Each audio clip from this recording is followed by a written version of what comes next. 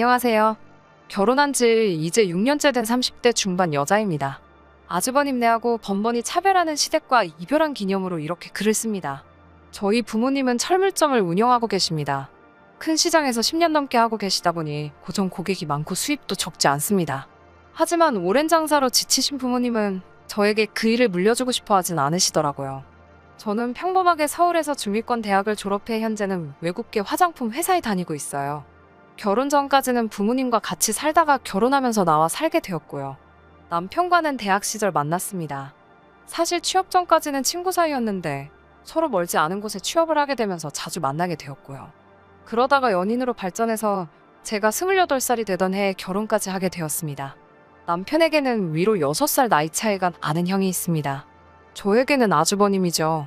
아주버님은 온 집안의 사랑을 독차지하며 자랐다고 합니다. 그게 시아버지의 형제들은 다 딸만 있고 아들은 없는 상태에서 아주버님이 태어났기 때문이에요. 덕분에 시아버지는 땅이랑 돈도 받으셨대요. 하지만 제 남편이 태어났을 때는 이미 6년이란 세월이 지나 있었고 그 사이에 다른 형제들도 아들을 가졌기 때문에 찬밥 신세였다고 하더라고요. 아무튼 그래서인지 시댁에서는 첫 아들이었던 아주버님과 남편에 대한 차별 대우가 굉장히 심했습니다. 결혼 전에도 남편에게 어느 정도는 들어서 알고 있었지만 결혼을 하고 나니 더 눈에 보이더라고요. 저희 시댁은 남편과 아주버님 생일이 음력으로 한 달 가까이 차이가 나는데도 늘 한 번에 하십니다. 아주버님 생일이니까 겸사겸사 너네 생일도 같이 해주는 거나 마찬가지니 와서 먹고 가라는 식이세요. 이 외에도 여러 가지 이유로 남편은 집에 정을 못 느끼더라고요. 하다못해 형인 아주버님이라도 나서서 동생인 남편을 감싸주면 좀 나을 텐데 그런 것도 전혀 없으세요. 늘 본인이 먼저고 조금도 양보할 줄을 모르십니다. 또 한 번은 이런 일도 있었어요. 상견례 전에 저희 집에 처음으로 인사를 온 날이었어요. 저희 친정어머니가 남편의 손을 잡고 이름을 부르며 우리 딸을 앞으로 잘 부탁한다며 말을 건넸는데 남편이 울먹이더라고요. 집에서는 이렇게 다정하게 자기 이름을 불러준 적이 없었다면서요. 다들 야라고 하거나 성까지 붙여서 부르기만 했대요. 그런데 이렇게 이름으로 불리니 너무 좋다면서 멋쩍게 눈물을 글썽이며 좋아하더라고요. 그런 남편의 모습에 친정부모님은 많이 마음 아파하셨고요. 아무튼 덕분에 친정부모님은 아들 같은 사위를 얻었다고 너무 좋아하십니다. 반면에 사실 아주버님은 늘 자기 멋대로 하고 싶은 대로 하시고 사셨어요. 듣기로는 대학도 다 떨어져서 재수하고 결국 지방에 있는 전문대에 들어갔대요. 그런데 또 수준이 안 맞아서 못 다니겠다면서 한 학기만 다니고 관뒀대요. 그러곤 군대에 갔다 와서는 사업을 한다고 해서 시댁에서 작은 호프집을 차려줬고요. 그런데 결국 1년도 못 가서 말아먹었고 다시 PC방을 한다고 차렸다가 당시 거기서 알바를 하던 형님하고 사고쳐서 결혼했고요. 그 사업도 얼마 가지 못해 말아먹고 이후에는 시아버지까지 같이 대동해서 해물찜 가게를 차리더니 거기서 카운터를 보고 있어요. 시아버님이 물려받은 땅이나 재산을 아주버님이 그런 식으로 탕진하는 데는 오랜 시간이 걸리지 않았다고 합니다. 아무튼 결혼까지의 과정이 순탄하지만은 않았습니다. 다른 많은 부부들이 그렇듯 집을 구하는 과정이 생각보다 어렵더라고요. 결혼할 때 당시 저는 7천만 원을 모았고 남편은 4천만 원이 있었어요. 친정 부모님께서는 힘들게 시작하지 말라고 전세는 해주겠다고 하시더라고요. 그런데 그거 가지고 아주버님네가 난리가 난 거예요. 당시 형님이 임신 7개월 차이었거든요. 곧 애 낳고 해야 되는데 돈은 없고 쓸 곳은 많다고 징징거리던 시기였죠. 당시 아주버님네는 시댁하고 같이 살고 있었어요. 그게 아주버님 본인이 워낙 까먹은 돈이 많다 보니 결국 합가를 하게 된 건데 동생이 처가의 도움으로 아파트 전세를 구하게 생기니까 그걸 받아들이지를 못하더라고요. 형님과 아주버님이 9살 차이라 사실 저보다 나이도 어린데 성질머리가 아주버님하고 똑같아가지고요. 저희더러 형님 부부가 이렇게 고생하며 사는데 저희가 아파트 가서 2다리 뻗고 잘 수나 있겠냐며 말도 안 되는 심술을 부리더라고요. 아무튼 저희는 친정의 도움으로 20평대의 작은 아파트를 전세로 들어갈 수 있었어요. 그런데 그 사실을 알게 된 시댁에서 하루는 저를 호출하더라고요. 사실 시댁이나 친정이나 저희 둘 직장이나 거리가 다 거기서 거기예요.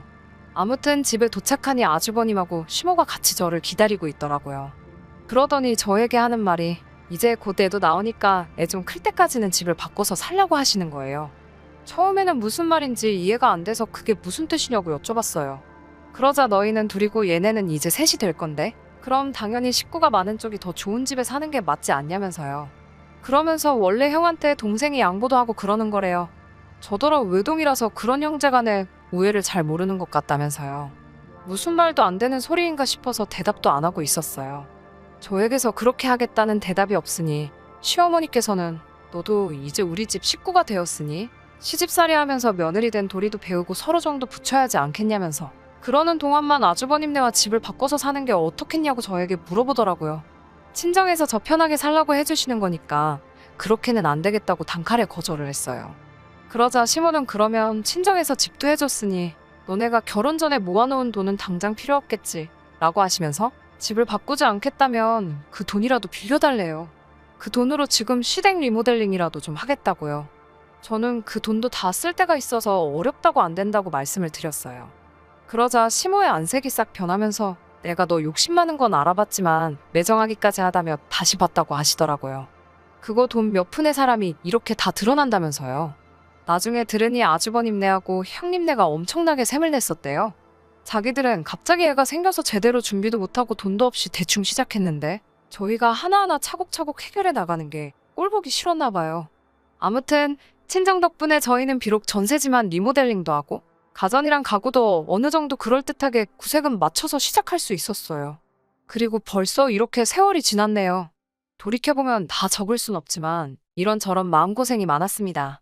그렇지만 늘 내 할 도리만 하자라는 생각으로 적당한 거리를 지키며 버텨왔거든요. 그런데 더는 참을 수가 없네요.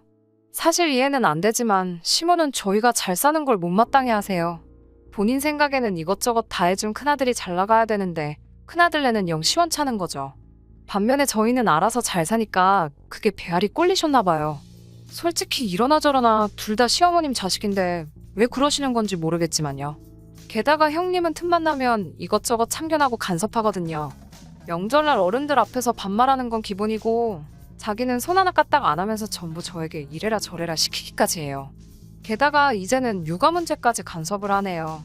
사실 결혼할 때 제가 직장 생활을 하다 보니 혹시 애 낳고 친정의 도움을 받을 일이 생길지도 몰라서 집을 멀지 않은 곳에 구했거든요. 그렇다 보니 시댁에서도 그렇게 멀지 않고요. 결혼하자마자 애를 갖게 되었고 아이가 좀 자란 후부터는 아파트 단지 내에 있는 가정 어린이집에 보내고 있어요. 그러다 제가 승진을 하면서 연봉도 좀 올랐고 욕심이 생겨서 놀이학교로 옮겼어요.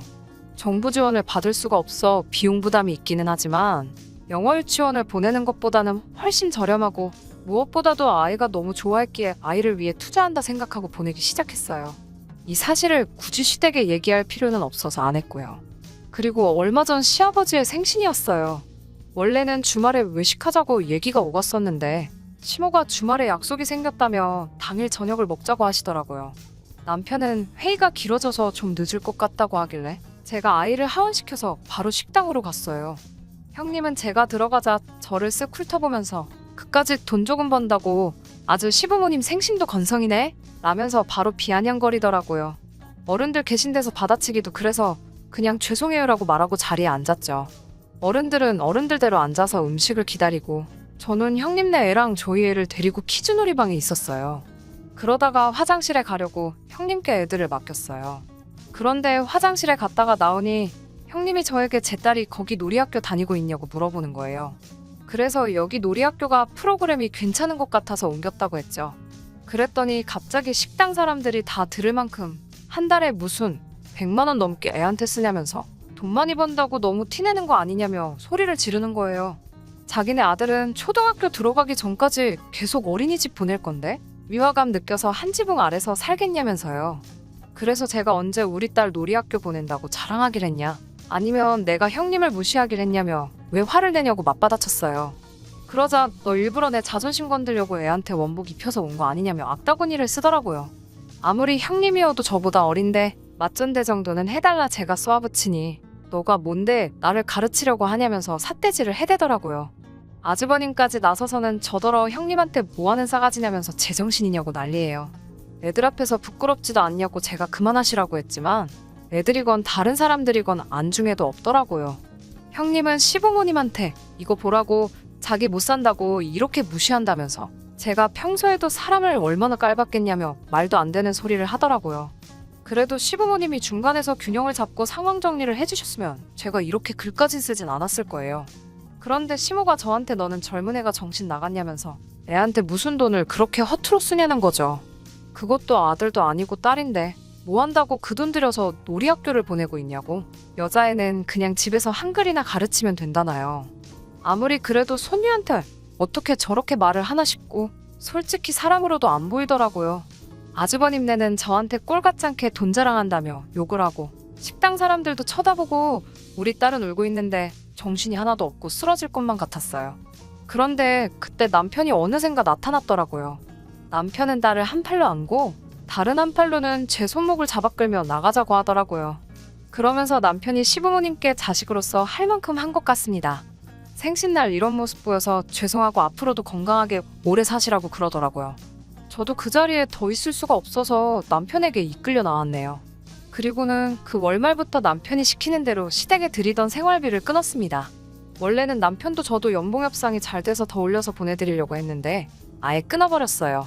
그렇게 2달을 안 보내니까 시모가 연락을 해왔습니다. 밥은 잘 먹고 지내냐면서 저희 남편 전화번호가 바뀌었냐고 물어보시더라고요. 저는 몰랐는데 남편이 시댁에서 오는 연락을 다 차단하고 있었나 봐요. 저는 그대로니까 다시 해보시라고 했고요. 그날 저녁 남편에게 그래도 자식된 도리는 해야 하지 않겠냐고 하니까 남편은 자기는 지금 이 가정에 충실하고 싶다고 하더라고요. 이 가정에서 행복을 되찾고 싶다면서요. 그리고 며칠 뒤에는 시댁 어른 중 한 분인 고모님한테 전화가 왔어요. 고모님은 남편이 얼마나 차별당하며 컸는지 직접 눈으로 보신 분 중 한 분이세요.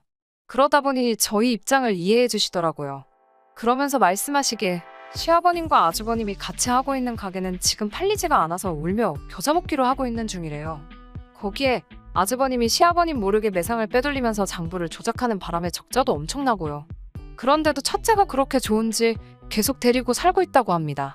비록 제가 직접 어떤 복수를 한 건 아니지만 그 이야기를 들으니 좀 불쌍한 동시에 고소하기도 하더라고요. 그래도 시부모님이야 사랑하는 큰아들과 큰며느리가 있으니 행복하시겠죠. 저도 더 이상 스트레스 안 받고 남편이랑 둘이 오손도손 살 거예요. 아들의 첫째만 우선시하는 시댁과 계속 인연을 갖고 살아봐야 천덕꾸러기가 되어버린 우리 딸아이 한테도 좋을 게 한 개도 없다는 생각이 들어요. 이제라도 남편과 우리 가정에 충실하게 살아보려고 합니다.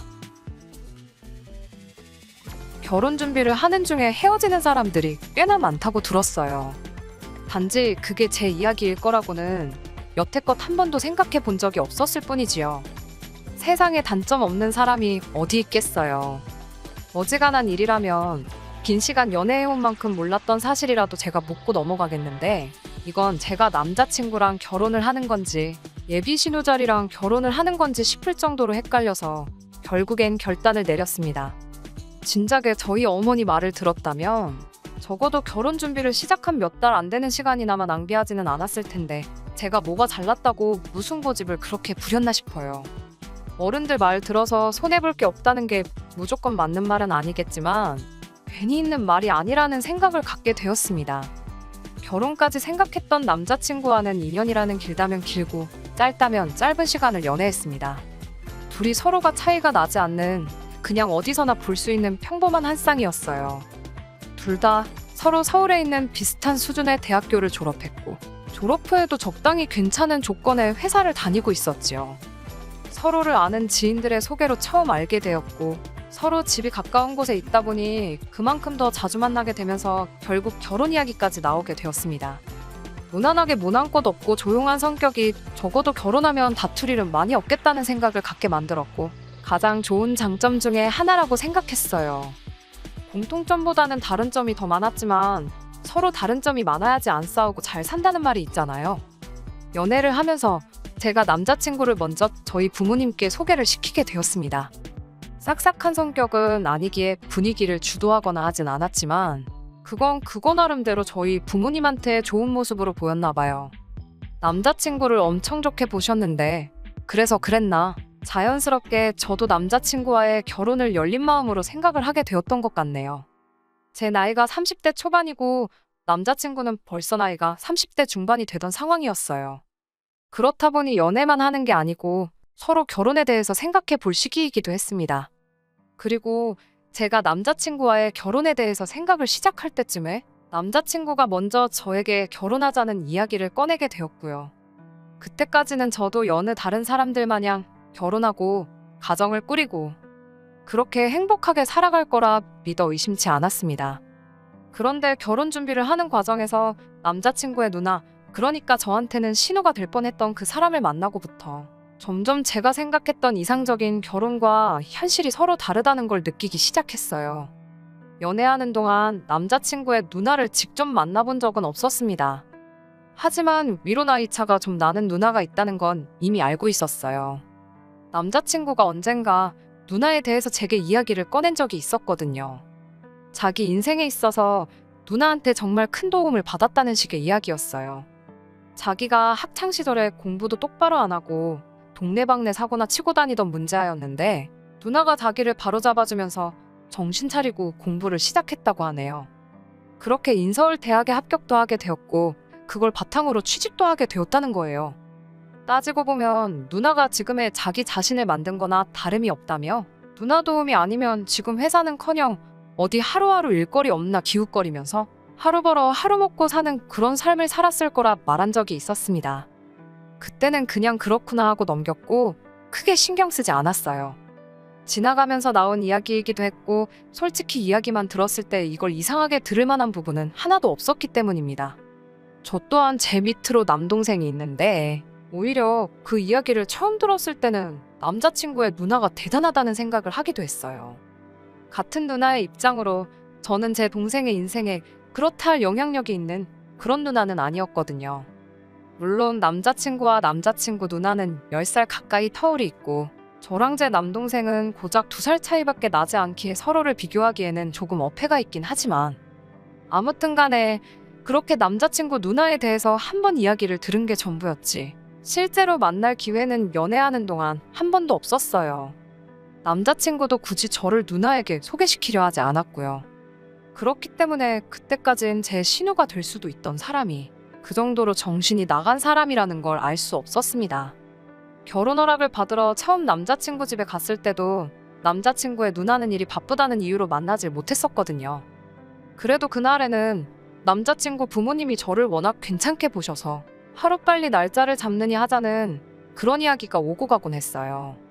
말씀드렸다시피 저는 벌써 부모님께 남자친구를 소개를 시켰었고 두 분도 남자친구를 사윗감으로 좋게 보고 계셨기에 결혼 허락을 받는 과정에 어려운 부분은 하나도 없었습니다. 양가에서 서로 사위될 사람과 며느리 될 사람을 저렇게 마음에 들어하니 더 두고 볼 것도 없었는데 거기서 제가 생각도 못한 사람이 하나 나타나게 되었으니 그게 바로 남자친구의 누나였어요. 남자친구의 누나를 처음 만나게 된 건 양가 상견례 자리에서였습니다. 제 동생은 따로 참석하지는 않았지만 남자친구의 누나가 이번에는 참석을 했거든요. 가족의 일원인데 그 자리에 동석을 한 게 이상하거나 잘못되었다거나 생각하지는 않았어요. 오히려 하는 것도 없으면서 자리가 불편할 것 같다고 불참한 제 동생이 원망스러웠지요.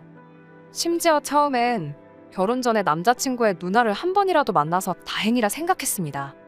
인상도 평범했고 누나가 동생을 엄청 챙기는구나 싶은 느낌 정도밖에 받지 못했어요. 그런데 상견례 자리가 끝나고 집에 돌아와서 저희 어머니께서 표정이 많이 심란해 보이시더라고요. 그러더니 저한테 심각한 표정으로 하시는 말씀이 이 결혼을 다시 생각해보면 어떻겠냐는 충격적인 말을 하시더라고요. 누구보다 제 남자친구를 마음에 들어 하셨고 농담처럼 사위라고 부를 때도 있던 분이셨는데 상견례 자리에서 양가 어른들끼리 의견 충돌이 있던 것도 아닌데 갑자기 어머니께서 저러시니 저도 많이 놀랐어요. 어머니께 방금 상견례 마치고 왔는데 그게 무슨 말씀이시냐 물었어요. 어머니께서 하시는 말씀이 오늘 쭉 보아하니 신우 자리가 아주 보통이 아닐 것 같다고 하시더군요. 제가 그 누나를 이길 수 있을 것 같지는 않고 결혼하고 나면 그로 인해 고생문이 열릴 게 훤히 보여서 그런다는 거예요. 저는 솔직히 그때 그 순간에는 어머니가 갑자기 왜 저러시나 싶었습니다. 이야기 다 끝난 상황에 결혼을 뒤집어 엎어야 한다고 말씀하시는 게 말이에요. 게다가 제가 봤을 땐 그런 느낌은 전혀 없었고 평범하게 우애 깊은 남매의 모습처럼밖에 보이질 않았었거든요. 누나가 동생 챙기고 동생이 누나 챙기고 귀찮다고 안 나온 제 동생하고 비교해보면 얼마나 보기 좋은 모습 아니냐고 어머니 말에 대들었었지요. 그랬더니 어머니께서 저에게 말하시기를 어머니께서 살아온 세월이 몇 년인데 웬만한 사람들 딱 보면 안다고 하시면서 걱정이 돼서 그런다 하시더라고요. 다른 사람 일도 아니고 니네 큰고모가 딱 그런 신우였다고 하시면서요. 저희 친가 쪽, 그러니까 저희 할머니께서 아들 욕심이 있으셔서 아버지 위로 누나가 4명이나 있어요. 아버지 위로 큰아버지도 계시긴 하는데 아들 하나 잘못되면 어쩌냐며 2번째 아들을 봐야 한다고 해서 그렇게 된 거래요. 아무튼 덕분에 어머니께서는 졸지에 4명의 시누에게서 시집살이를 당하셨다고 해요. 그런데 당시 아버지는 어머니한테 시집살이가 다 그런 거 아니겠냐며 너가 참아라 하는 식으로 따로 중간 역할을 안 해주셨다 합니다. 그도 그럴 게 큰고모와 아버지가 터울이 많이 나서 큰고모가 아버지를 업어키우다시피 했대요. 그러니 당시 아버지는 큰고모의 말을 거역할 수 없던 상황이었고, 그런데 그 피해는 고스란히 저희 어머니가 받으셨던 거예요. 할아버지 할머니 돌아가시고 나서부터는 큰고모가 저희 부모님한테 키워준 값을 내놓으라며 매달 생활비 100만 원씩 보내라고까지 해서 그제서야 아버지가 정신 차리고 큰고모와는 연을 끊고 지내고 있어요. 아무튼 그것 때문에 아직도 저희 어머니는 큰고모 이야기만 나오면 치를 떠시는데 어머니 말씀은 큰고모가 딱 그 짝이라고 하시면서 당신이 보낸 고된 시간을 딸인 제가 똑같이 받을까봐 걱정이 된다 하시대요. 남자친구가 순한 성격에 싫은 소리 하나 못하는 성격인데 과연지 누나랑 제가 문제가 생겼을 때 딱 부러지게 중간 역할도 못할 것 같고 저희 아버지 마냥 누나 뜻에 따르자 네가 참아라 할 것 같다고 하시더라고요. 아직 결혼 날짜를 잡은 것도 아닌데 더 늦기 전에 무르는 게 좋지 않겠냐고 하시길래 제가 요즘 이때가 어느 때인데 신우 시집살이 이야기를 하시냐고. 세상이 많이 변했다고 걱정 붙들어 매라고 말을 제가 딱 잘라버렸어요. 걱정하시는 어머니를 뒤로하고 저는 저대로 다시 결혼 준비에 집중을 하기 시작했습니다. 어쨌든 인생에 단 한 번 있는 결혼식인데 소중한 기억이었으면 싶어서 실수 없이 잘 준비하고 싶었어요. 제가 회사에서 하는 일이 연관이 되어 있기 때문에 여태까지 들어간 비용부터 앞으로 들어갈 비용까지 결혼식에 관련한 모든 걸 꼼꼼히 정리해 표로 만들어 놓았습니다. 아낄 수 있는 곳은 아끼고 욕심부릴 곳은 욕심 좀 내려고 했어요. 남는 건 사진밖에 없다잖아요.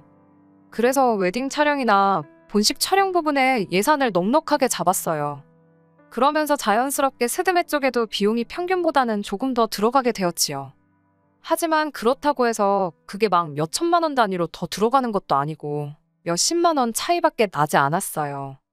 남자친구도 자기는 이런 거 잘 모른다며 저보고 알아서 잘 준비하라고 말을 했는데 제가 정리해놓은 표를 보여주고 며칠 지나지 않아서 갑자기 결혼식 비용에 대해서 길게 할 말이 있다고 저를 불러내더라고요. 그런데 그 자리에 나가보니 다른 사람도 아니고 남자친구의 누나가 그 자리에 같이 앉아 있었어요. 남자친구의 말은 겸사겸사라고 상견례 때 말고는 누나를 따로 소개시켜준 적이 없지 않았냐며 이참에 누나랑 인사도 시키고 그러려고 불렀다 하대요.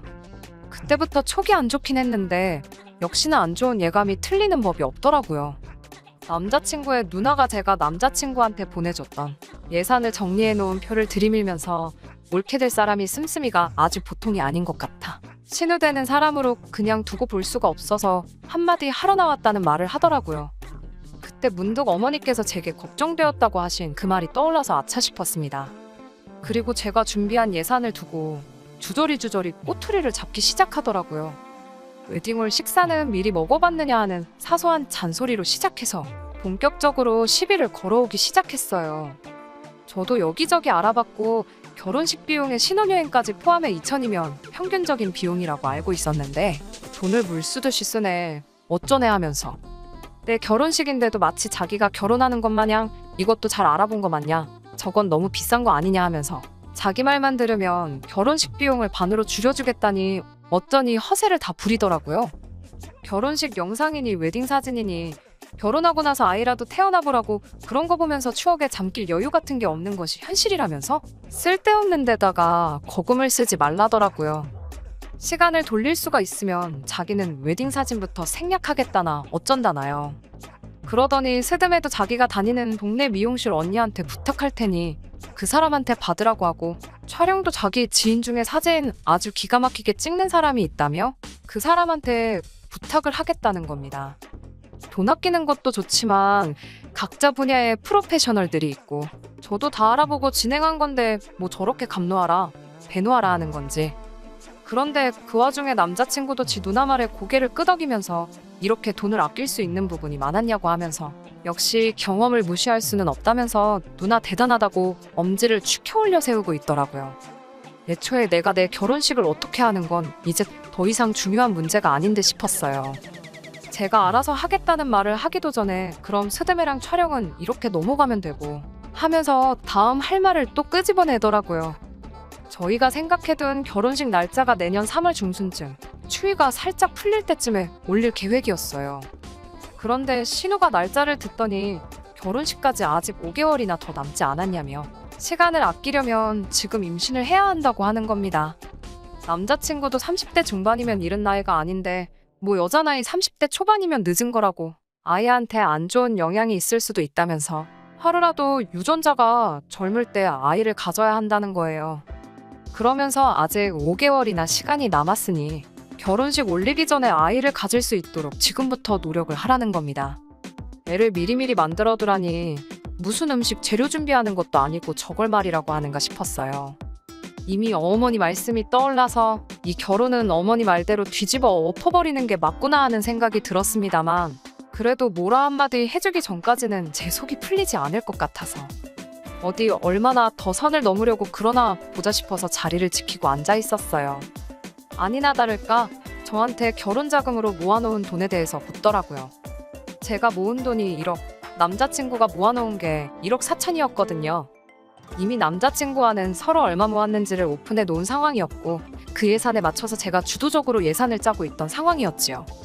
제가 작성한 표도 인쇄해서 가지고 있었는데 분명히 남자친구의 누나가 제가 모아놓은 돈이 지 동생보다 4천이 적다는 사실을 모르고 물어봤을 거라는 생각이 들지 않았습니다.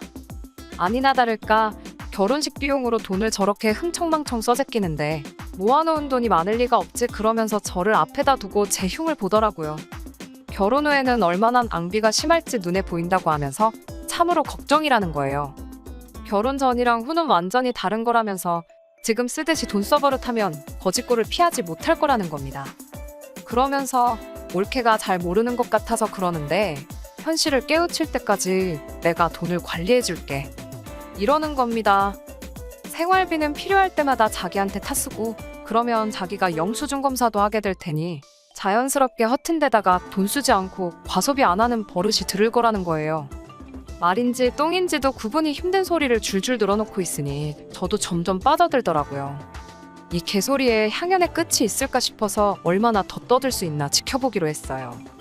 남자친구의 누나는 저희들한테 고마운 줄 알라며 하나뿐인 동생 위해서 자기가 바빠서 그럴 시간이 없지만 돈 관리를 해주기로 결심을 했다고 하는 거예요.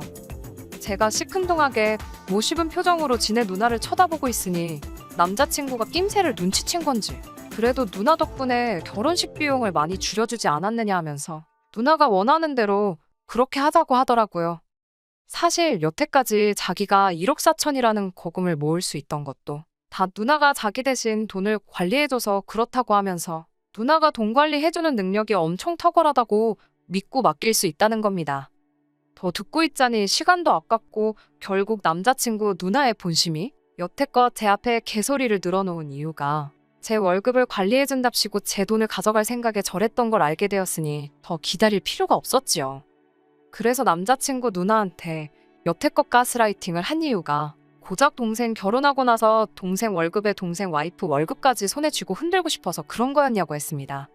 가스라이팅은 무슨 가스라이팅이냐며 자기가 좋은 마음으로 해주는 건데 말버릇이 왜 그러냐고 받아치더라고요.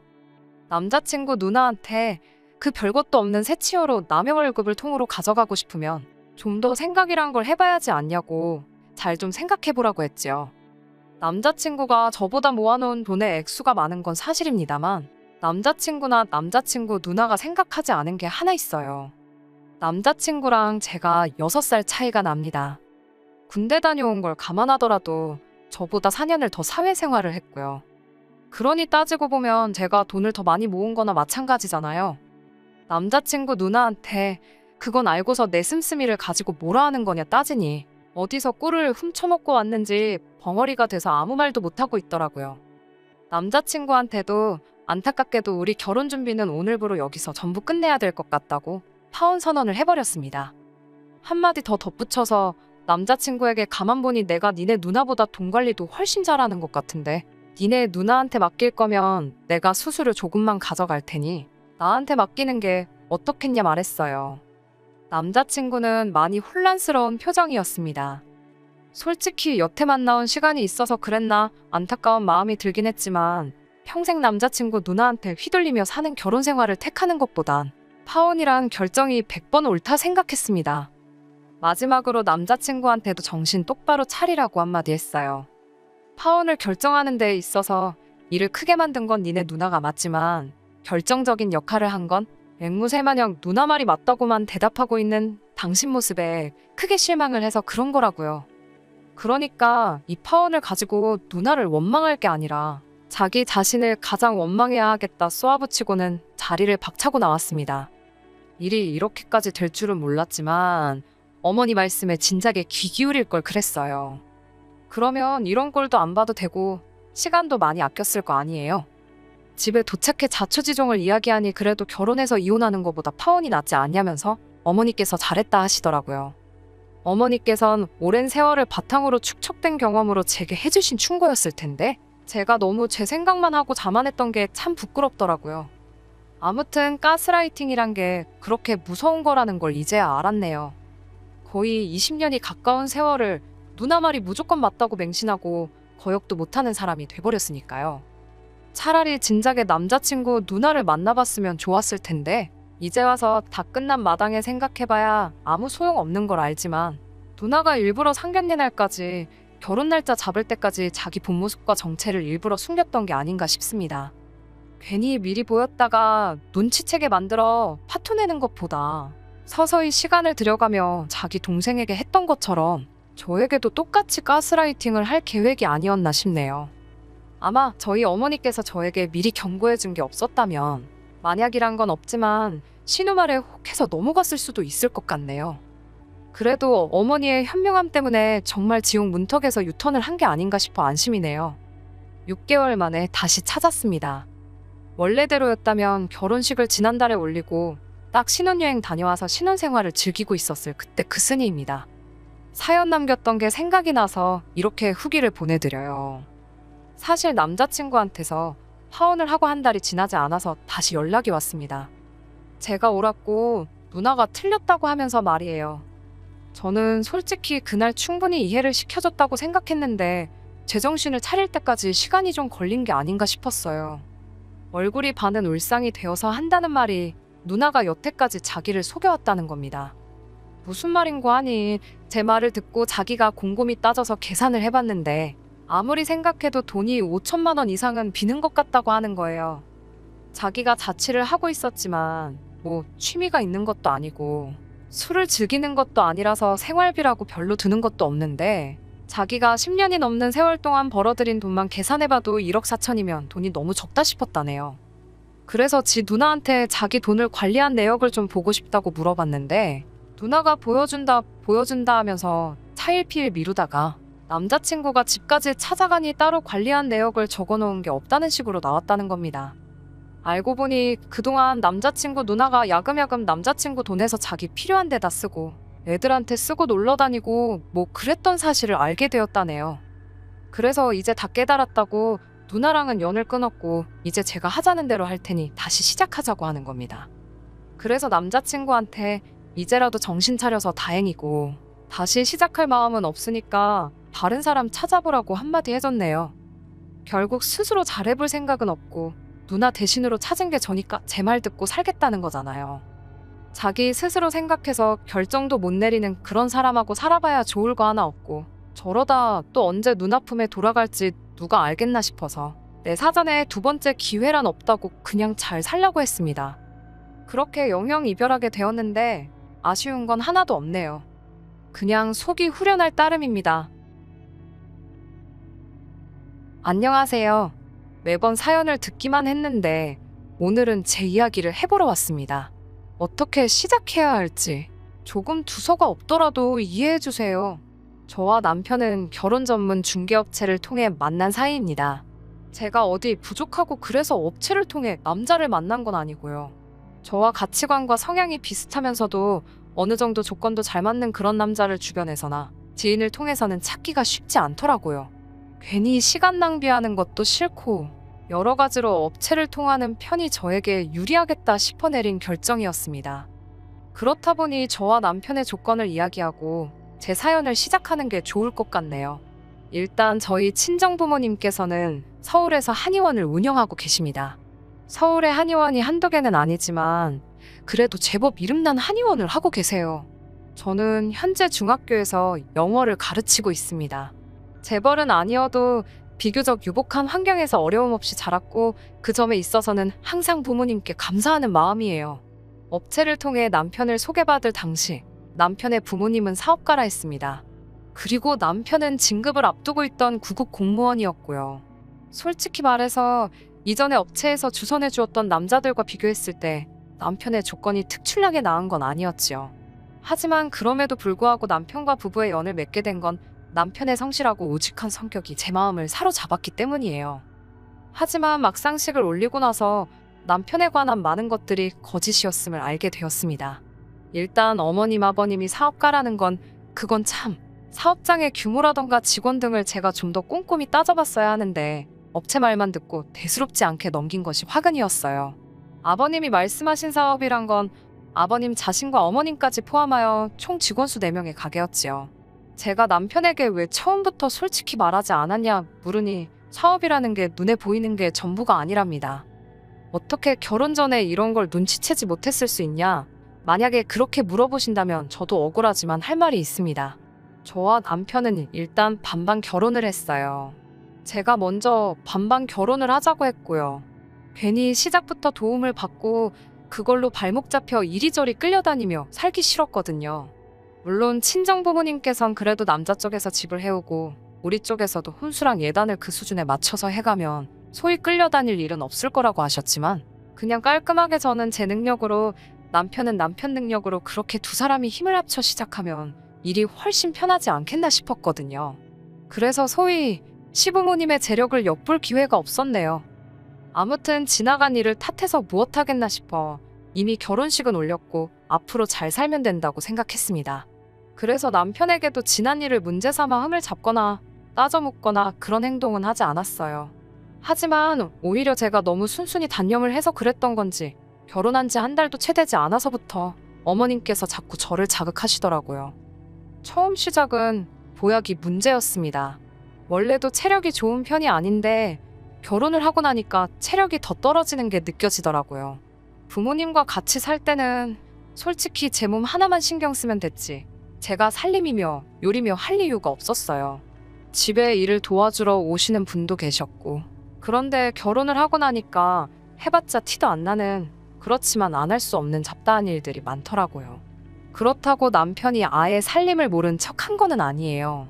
그 사람도 그 사람 나름대로 하기는 했는데 그 사람도 안 하다 하는 일이라 그런지 한다고 해놓은 걸 봐도 제 성에 차질 않았습니다.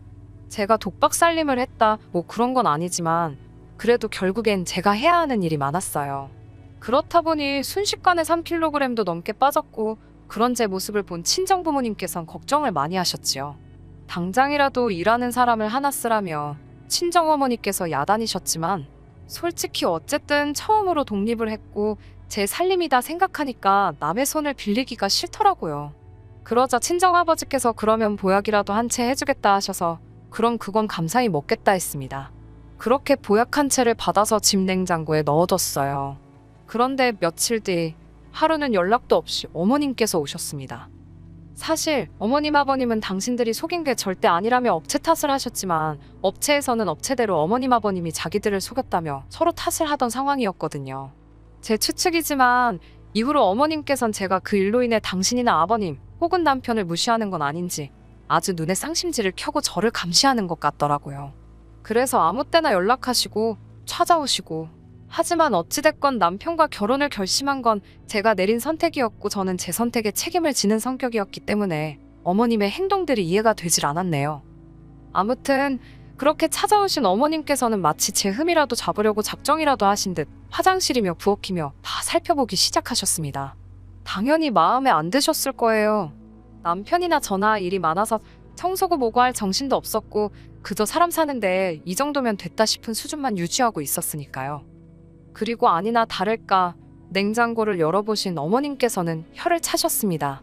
어떻게 가정주부가 냉장고를 이렇게 텅텅 비워둘 수가 있냐며 잔소리를 하시길래 어머님 제가 전업이 아니고 일을 하지 않냐며 대꾸를 했어요. 오히려 퇴근은 남편보다 제가 더 늦는다고요.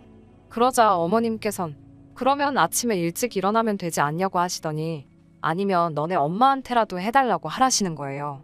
황당해서 저희 어머니도 일하시지 않냐고. 그러지 말고 어머님이 좀 해주세요. 그랬습니다.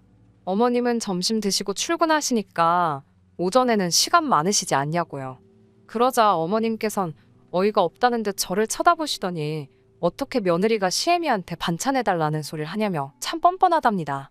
그리고는 다시 냉장고를 살피시더니 신성칸에 넣어둔 제 한약을 발견하시고는 이게 뭐냐고 물으시대요. 잠시 거짓말을 할까 생각도 했지만 저희 아버지가 저 먹으라고 해준 건데 거짓말할 이유가 있나 싶어서 순순히 말씀드렸어요. 제가 몸이 안 좋다 하니 아버지가 지어주셨다고요. 그러자 어머님께서는 정말 똥 씹은 얼굴을 하시더니 일은 너만 하냐고 물으시대요.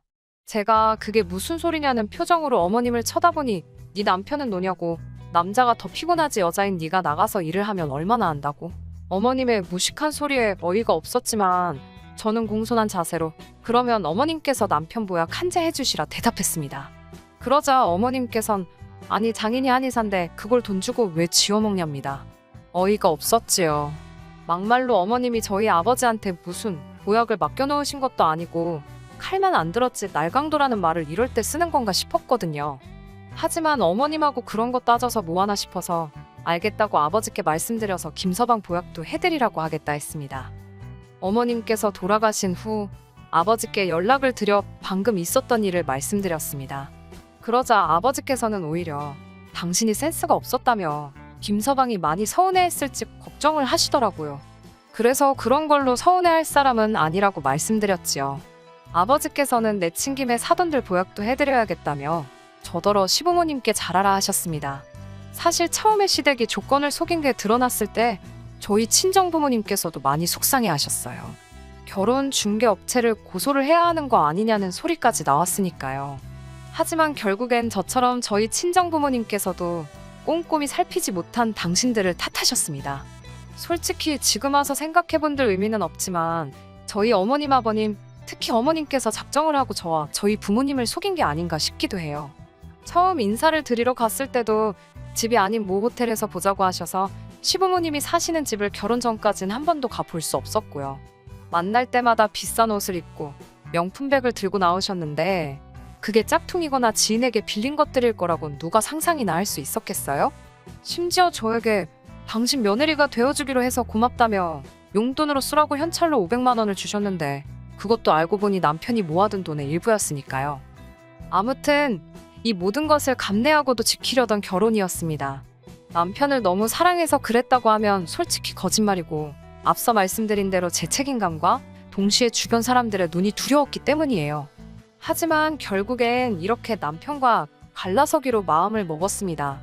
그리고 단언컨대 이 모든 건 어머님의 욕심에서 비롯된 게 맞아요. 어머님이 말씀하신 대로 남편뿐만 아니라 어머님 아버님까지도 보약을 해드렸습니다. 솔직히 이 정도 갔으면 시댁에서도 저희 부모님께 최소한의 성의 표시는 해야 한다고 생각했지요. 하지만 성의 표시는 고사하고 오히려 말도 안 되는 소리를 하셨더라고요.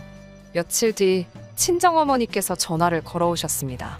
방금 사돈이 왔다 가셨다며 알고 있었냐고요. 저는 전혀 몰랐다고 혹시 무슨 일이라도 있었는지 여쭙습니다. 그러자 친정어머니께서 몹시 불쾌한 목소리로 충격적인 이야기를 털어놓으셨어요. 저희 시어머니께서 5사람치의 보약을 주문하셨답니다. 신우가 시집을 간다는데 그 예비 시댁에 선물할 거라면서요.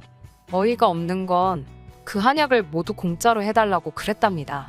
사돈 처녀 시집 가는데 그 정도는 해주실 수 있는 거 아니냐며 듣고 있는데 진짜 어이가 없더라고요. 저는 일단 친정어머니께 그 부탁 안 들어주셔도 된다고 절대로 내리지 마시라 했습니다. 하지만 친정어머니께서는 마음 같아선 당연히 안 해주고 싶지만 그랬다가 당신 딸 그러니까 제가 미움이라도 사면 어쩌나 싶어서 걱정이라셨어요. 그런 어머니께 저는 다시 한번 제가 어머님과 잘 이야기할 테니 마음 쓰지 마시라고 말씀드렸고요. 분한 마음을 삭히고 있는데 퇴근한 남편이 집에 들어오대요. 저는 남편더러 시댁에 가자고 했습니다. 그러자 남편은 연락도 안 드리고 이렇게 가면 어머님께서 안 좋아하실 거라고 이제 막 퇴근하고 들어오셔서 피곤해 하실 거랍니다. 저는 됐다고 어머님도 아무 때나 오시니까 그냥 가자 했습니다. 상황이 심상치 않음을 느꼈는지 남편도 저를 더는 말리지 못하더군요. 그렇게 차로 30분 정도 달려 시댁에 도착했습니다. 어머님께서 어이가 없다는 듯 현관을 열어주셨어요. 피곤하신 거 안다고 저희도 피곤하니 본론만 말씀드리겠다 했습니다. 그러자 어머님께선 제가 말하는 태도를 흠잡아 벌써 한마디 하려고 하셨지만 제가 먼저 말을 이어갔어요. 저희 친정부모님께 무슨 신우예비 시댁 식구들 한약을 지어달라 하셨다는데 그게 사실이냐고요. 그러자 어머님께선 그걸 벌써 너네 엄마가 너한테 얘기했냐면서 생각보다 입이 싸네 그러시는 거예요. 제가 정색을 하며 아무리 사돈지간이어도 저희 어머니가 어머님보다 나이도 한 살 더 많으시다고 말씀 조심해달라 했습니다. 어머님께서 어이가 없다는 듯 저를 쳐다보셨지만 저는 무시하고 말을 이어갔어요. 보약을 하실 거면 돈을 내시라고 저희 부모님한테 한약 맡겨놓으셨나고 물었지요. 그러자 신우가 나서서 저한테 한 소리 하더군요. 신우는 남편보다 2살이 많고 이번이 2번째 결혼이에요. 신우가 저더러 하는 말이 시집온 지 1년은커녕 반년도 안 된 며느리가 시어머니 무서운 줄을 모르고 멋대로 밤중에 시댁에 찾아와서 따박따박 따지는 법이 어디 있냐입니다. 저는 신우에게 잘 모르면 빠져있으라 했어요. 그리고 신우예비 시댁 보약은 도대체 누구 머리에서 나온 생각이냐고 혹시 형님이 어머님 떨어 해달라고 했냐고 따졌습니다. 그러자 신우가 해달라고 할 수도 있는 거 아니냐며 한가족끼리 그런 거 하나 못 해주냐고 그래요. 어이가 없어서 저희 부모님이랑 형님이랑 한가족이냐고 정말 그렇게 생각하냐고 물었습니다. 그러자 신우도 뭐라 말은 못하고 시근덕거리기만 하더라고요. 집으로 돌아오는 길에 남편이 저에게 말을 붙이대요. 아무리 그래도 그렇지 신우나 시어머니나 다 저한테는 윗사람인데 말을 너무 막 하는 거 아니냐면서요. 저는 어머님이 먼저 우리 친정부모님을 뭘로 보셨는지 경우 없이 행동하시더라. 지금 나한테 한 말 그대로 어머님께 가서 먼저 하고 오라 했습니다. 그리고는 그렇게 못할 것 같으면 내 편 못 들 것 같으면 가만히 중간이나 잘 지키고 있으라고 써붙였네요.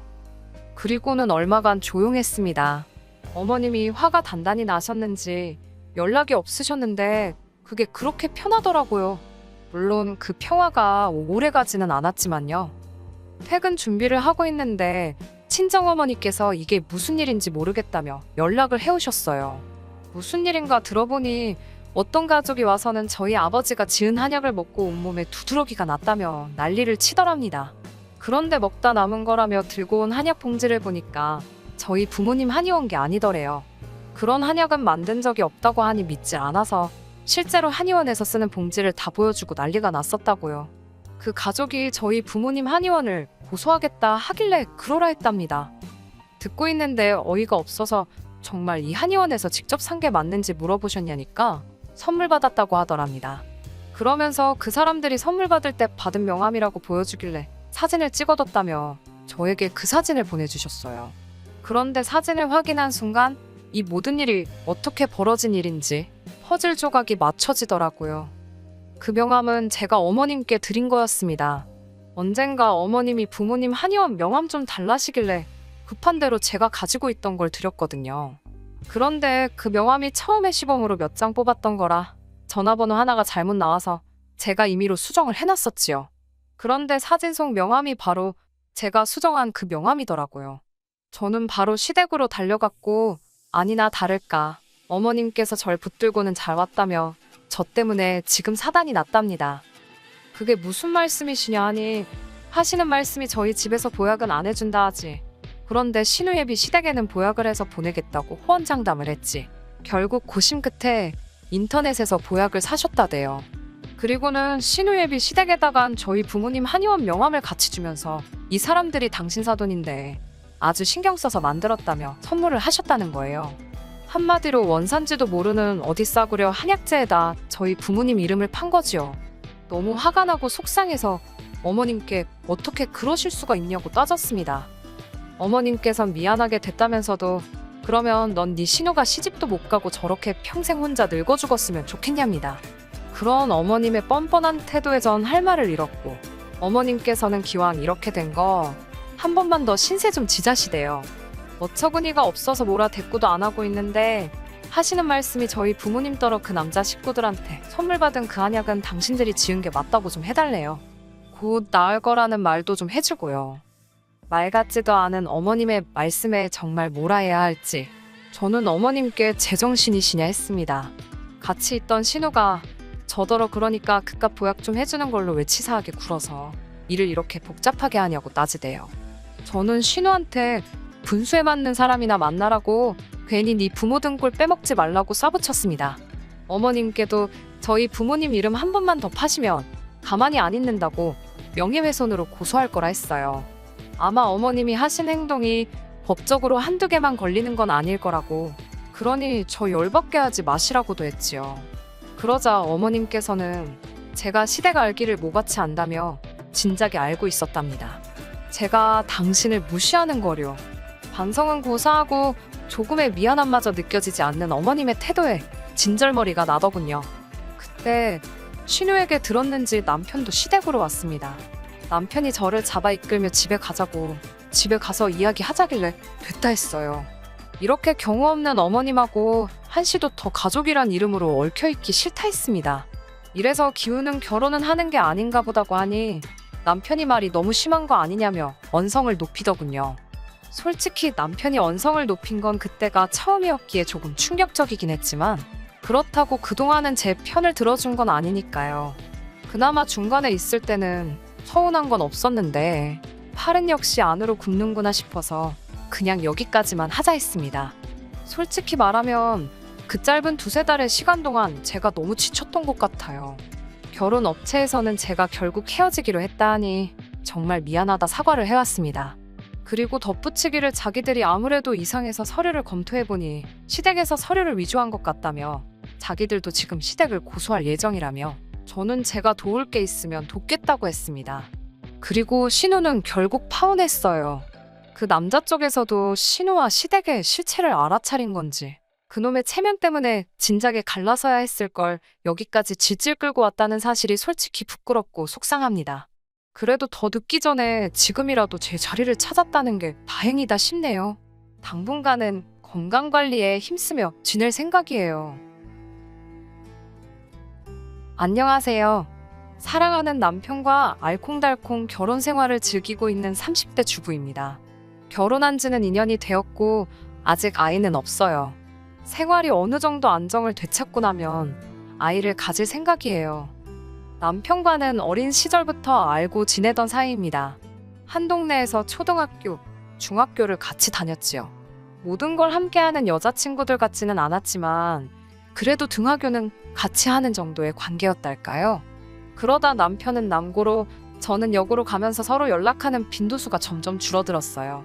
아무래도 이성의 눈뜰 시기다 보니 남편은 남편대로 좋아하는 여학생이 생겼다는 소문도 들려왔고요. 저는 저대로 대학 진학에 열을 올리던 시기라 자연스럽게 멀어졌지요. 그렇게 저는 서울 소재의 모대학에 진학했습니다. 목표하던 대학은 아니었지만 그래도 사람들이 어디 다닌다고 하면 좋은 데 다니시네요 소리는 나오는 정도의 학교예요. 혹시나 아는 사람이 제 사연을 들으면 곤란할 것 같아서 구체적으로 밝히기는 어렵네요. 아무튼 그렇게 대학교에 들어가고 얼마 지나지 않아 남편과 우연히 다시 연락이 닿았습니다. 사실 대학에 들어오면서 제가 개명을 했어요. 무슨 큰 뜻이 있었던 건 아니고 저희 할머니께서 어디서 사주를 보고 오셨는데 제가 개명을 해야 앞으로 무탈하게 산다고 했답니다. 모르면 몰랐지 그런 소리를 듣고 나니 여간 찜찜할 수가 없더라고요. 그리고 개명 전 이름이 좀 촌스럽기도 했어요. 아무튼 이런저런 이유들로 개명을 했고 개명을 한 이후로는 제 나름대로 새로운 시작이라는 기분하에 이메일 주소도 바꾸고 그랬습니다. 핸드폰 번호도 바꾸었고요. 상황이 그렇다 보니 여러 친구들과 연락이 끊어지게 된 것도 있어요. 남편도 그들 중 하나였고요. 그렇게 잘 지내다가 대학교 3학년 여름방학이었을 거예요. 갑자기 옛날에 쓰던 이메일을 한번 확인해보고 싶더라고요. 그리고 그 메일함에서 몇 년 전 남편이 저에게 보냈던 이메일을 우연히 발견했습니다. 문득 안부가 궁금해졌고 그래서 잘 지내냐고 메일을 썼어요. 솔직히 답장을 받을 거라는 확신은 없었습니다. 그래도 왠지 설레기도 하고 기다려지더라고요. 그리고 이틀 뒤 남편으로부터 답장이 왔습니다. 그렇게 저희는 다시 연락이 닿았네요. 그렇다고 저희가 바로 사귀기 시작한 건 아니고 그 이후로도 몇 년 동안은 평범한 친구 사이로 지냈습니다.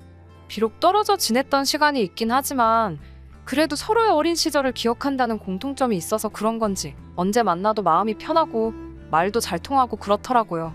정말이지 각자의 연애를 진심으로 응원해 줄 수 있었을 만큼 서로에게 좋은 친구였네요. 그런 남편에게 사귀자는 소리를 들은 건 지금으로부터 4년 전이었어요. 저는 처음에 남편이 취해서 주정을 부리는 줄 알았네요. 하지만 남편은 이후로도 몇 번이고 사귀자며 저에게 다가왔고 이러나 저러나 이 우정은 끝났다 싶은 제가 그래 한번 사귀어보자 했습니다. 그 연애가 이렇게 결혼까지 이어질 줄은 그때는 몰랐네요. 친구로 지낸 시간이 길었기에 남편에 대해서는 모르는 게 없다고 생각했습니다. 하지만 연인으로서 그리고 지금은 배우자로서 남편과 많은 시간을 함께 하게 되니 그동안 남편에 대해서 제가 몰랐던 것들이 참 많았다는 사실을 알게 되었네요. 특히나 남편과 시누이의 관계를 알게 되었을 땐 너무나 충격이었지요. 남편에게는 3살 많은 누나가 있습니다. 저도 어려서부터 한 동네에 살았으니 시누의 존재는 진작부터 알고 있었고요. 하지만 나이 차이 때문인지 남편과 달리 시누와 친해지는 건 쉬운 일이 아니었습니다. 그 시절에는 굳이 노력해서 언니와 친해져야겠다는 생각도 못했고요. 그러다 보니 나중엔 길에서 마주쳐도 잘 지냈냐고 안부를 묻기도 어색할 만큼 거리감이 생겼달까요? 솔직히 돌이켜 생각해보면 평범한 남매관계는 아니었습니다. 신우 앞에서 남편은 제대로 길을 펴지 못하는 눈치였어요. 맨날 당하고 사는 것 같았달까요? 그리고 결혼 이야기가 나오기 시작하면서 그 이유를 알게 되었지요. 남편에게 프로포즈를 받고 얼마 지나지 않았을 무렵이었어요. 하루는 남편이 정말이지 술이떡이 되게 취해서는 늦은 밤 저희 집으로 찾아왔습니다. 깜짝 놀라 남편을 데리고 집으로 들어왔어요. 그나마 친정 부모님께서 부부 동반으로 여행을 떠나셨던 상황이었기에 망정이지 하마터면 정식으로 인사를 시키기도 전에 못 볼 꼴을 보일 뻔했다는 생각이 들어 걱정은 고사하고 남편에게 정말 화가 많이 났었네요. 하지만 전 남편에게 화를 내지 못했습니다. 남편이 저를 붙들고는 어머니가 너무 보고 싶다며 어린아이처럼 눈물을 쏟아냈거든요. 이전에는 단 한 번도 그런 모습을 보여준 적 없던 남편이었기에 정말 깜짝 놀랐어요. 무엇보다도 어머님은 멀쩡히 살아계신데 어머님이 보고 싶다고 울어대니 황당하기 짝이 없었지요. 몇 시간 후 어느 정도 술이 깬 남편을 붙들고 물었습니다. 도대체 아까 그게 다 무슨 이야기냐고요. 그러자 남편은 긴 한숨을 토해내듯이 내뱉고는 그동안 숨겨온 비밀을 털어놓았습니다. 일단 지금의 어머님은 남편을 낳아주신 분이 아니셨습니다. 남편을 낳아주신 친어머님께선 남편이 초등학교에 들어가기 전 암으로 돌아가셨고요. 그리고 뒤이어 듣게 된 사연은 더 충격적이었어요. 사실 저희 부모님 세대만 하더라도 결혼하면 바로 아이를 갖는 게 당연한 일이었잖아요. 그런데 친어머님께선 3년이 지나도록 아이를 갖지 못하셨고 이를 두고 주변에서들 말이 많았던 모양이에요. 그 와중에 아버님께는 숨겨둔 애인이 있었는데 그게 바로 지금의 어머님이셨답니다. 하지만 꼬리가 길면 밟힌다고 아버님의 두 집 생활은 할머님께 발각이 되었고 한동안 아버님이 그 집의 발길을 끊으셨대요. 뿐만 아니라 친어머님과의 사이에서 남편도 갖게 되셨고요. 하지만 몇 년 후 친어머님은 돌아가셨고 이때다 싶으셨는지 아버님께서 지금의 어머님을 모셔왔답니다. 심지어 아버님과 지금의 어머님과 사이에는 남편보다도 더 나이가 많은 딸까지 있었다네요. 이 모든 사연을 들려주신 이모님도 남편이 고등학교에 들어갈 무렵 세상을 떠나셨으니 남편이 마음 기댈 곳이라곤 누구 하나 없었을 거예요. 어디 막장 드라마에서나 나올 법한 사연이 남편에게 있을 거라곤 저라고 상상이나 했겠어요? 처음엔 저도 내가 뭘 들은 건가 제대로 알아들은 건가 싶어서 남편에게 몇 번을 다시 물어봤습니다. 그러니까 남편을 낳아주신 어머님은 이미 돌아가셨고 지금 계신 분은 새어머님, 그리고 신우도 배다른 누이. 결국 아버님과 새어머님, 그리고 그 둘 사이에서 태어난 신우, 그리고 남편까지. 저희 남편이 콩쥐팥쥐에 콩쥐더라고요. 신데렐라였고요. 게다가 아버님이 돌아가신 이후로는 남편이 아버님을 대신해 가장 노릇을 하고 있는 상황이었습니다. 제가 왜 가장 노릇이라고 표현했냐면 어머님은 아직 예순도 되지 않으셨고 신우도 사지멀쩡하고 대학까지 나온 사람입니다. 그런데 둘 다 일을 안 해요. 몸이 약하다나요? 약하긴 개뿔 어머님이고 신우고 외모 가지고 이렇게 표현하면 안 되지만 진짜 소도 때려잡게 생겼거든요. 반면에 저희 남편은 남자치고도 마른 체형이라 전 솔직히 예전부터 남편이 도대체 누굴 닮았나 궁금했을 정도입니다. 아무튼 아버님이 돌아가시면서 남기신 보험금도 어머님과 신우가 다 차지했다는 걸 저는 결혼하고 나서야 알았습니다. 뿐만 아니라 아버님이 돌아가신 이후로는 남편이 한 달에 100만 원씩 생활비를 드리고 있다는 것도 충격이었지요. 가족으로서 어머님과 신우 도와드릴 수 있습니다. 그럼 최소한 어머님도 저희 남편 자식 취급은 해주셔야 할 거 아닌가요? 하지만 남편은 저와 다시 연락이 닿았을 시기부터 계속 고시원에 살고 있었어요. 그래서 저는 막연히 시댁이 어디 서울에서 멀리 떨어진 곳으로 이사라도 간 줄 알았습니다. 언젠가 물었을 때도 남편이 대충 얼버무리듯 그렇다고 하길래 더 묻지 않았고요. 하지만 웬걸요. 알고 보니 어머님과 신우는 남편이 사는 고시원과 회사 중간에 위치한 아파트에 살고 있었습니다. 그 사실을 알게 된 제가 너무 어이가 없어서 도대체 왜 너만 나와 사는 거냐고 물었더니 어머님께서 만나는 분이 자주 집에 오셔서 주무시고 가시는데 남편의 존재를 불편해 하신다나요? 그래서 그렇답니다. 솔직히 이때는 이게 내쫓은 거지 내쫓은 게 아니면 뭔가 싶더라고요. 이 모든 상황을 알면서도 파혼 대신 결혼을 선택한 이유는 남편에 대한 제 사랑과 의리 때문이었습니다. 그런 힘든 환경 속에 남편을 혼자 내버려 둘 수 없었다고 할까요? 어머님이나 신우 두 사람 다 남편의 결혼엔 일절 관심이 없었습니다. 저라는 사람에 대해서도 별로 궁금해하지 않으셨지요. 딱 한 가지 굉장히 예민하게 반응하신 부분이 있는데 그건 바로 결혼식에 들어가는 비용이라던가 혼수 그리고 예단 문제였습니다. 솔직히 남자친구의 가정사를 알고 난 이후로 신혼집이나 기타 여러 가지 부분에 있어서 저는 기대를 버린 상황이었습니다. 같이 사는 것도 마뜩찮아서 내쫓은 아들에게 돈을 보태주실 리가 만무하잖아요. 아니나 다를까 상견례 자리에서 어머님께서는 아직 신우가 시집도 못 갔는데 남편이 먼저 결혼하는 것에 대해서 굉장히 불쾌하게 생각하시는 눈치였습니다. 사돈이 될지도 모르는 저희 부모님 앞에서 남편을 있는 대로 깔아뭉개셨지요.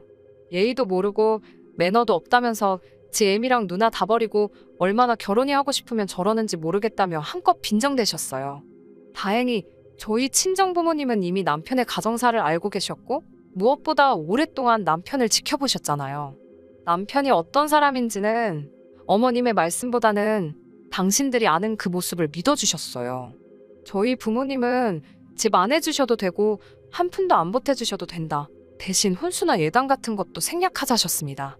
어머님께서는 펄쩍 뛰시며 그래도 당신이 아들 키우느라 들인 공이 있는데 그렇게 날로 드시려고 드냐며 그건 안 될 소리라고 나오셨습니다. 그러자 저희 부모님께서도 사돈께서도 지금 날로 저희 딸 데려가시는 거 아니냐며 어른들이 이런 걸로 실랑이하는 모습 보여줘서 좋을 게 뭐가 있겠냐고 깔끔하게 생략하자고 부드럽지만 강한 태도를 보이셨어요.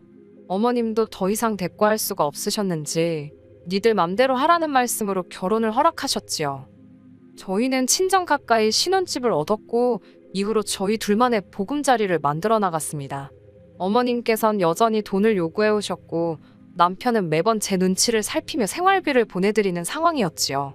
솔직히 전 괜찮다고 신경 쓰지 말고 보내드리라는 말을 해주지 못했습니다.